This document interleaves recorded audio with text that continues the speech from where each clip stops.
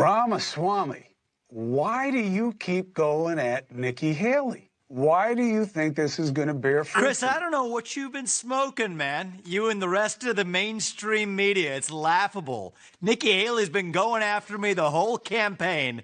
First debate, second debate. You know, she's been trailing me for much of the time, but I realize the establishment media has realized that there's a puppet they want to put up. I'm not playing that game. The grassroots of this country know they want a leader who isn't going to send us, our sons and daughters, to go die in foreign wars that racked up $7 trillion in debt. Dick Cheney 2.0's taken over the GOP. Problem is the Democratic establishment media is now rooting for war, too. I'm the only candidate speaking for a true America First agenda on that debate stage, and I think we're going to be successful. Vivek, how are you going to bring people together when you just put together a tapestry of conspiracies? You know that I'm not pitching anything about Chris, Nikki what are Haley. you She won't even come on my show. There's no tapestry. She won't even come on my no show. Tapestry what are you of talking about that thing? I'm sure she doesn't. Hold on a second. I let you put it out there, and now, you know, I get to finish smoking, and now I get to answer, which is, this is what the media is doing, is putting up Nikki Haley against me because they know I'm the real deal. Please. She hasn't even been on my show. I'm just watching you get slapped around by her, and I'm wondering what your strategy is. The fact of the matter is, Chris, my strategy is calling out the mainstream media like I did to Kristen Welker at the start of that debate. I asked her about the Trump-Russia collusion hoax, told her to look the audience in the eye and apologize to them.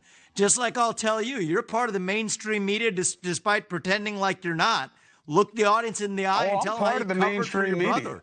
For all that happened. I'm part of the mainstream media. Hey, listen. And you play the same games that the rest of the mainstream media does. You don't want to take care of your family? You're doing it tonight. That's fine. You have been covering for your brother. You have been playing a game. You were kicked off air on CNN. Of course I helped my brother.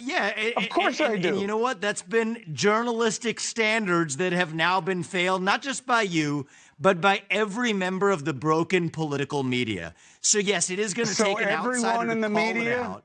And you want to look at everyone in the media is responsible for covering for my brother. See what I'm saying?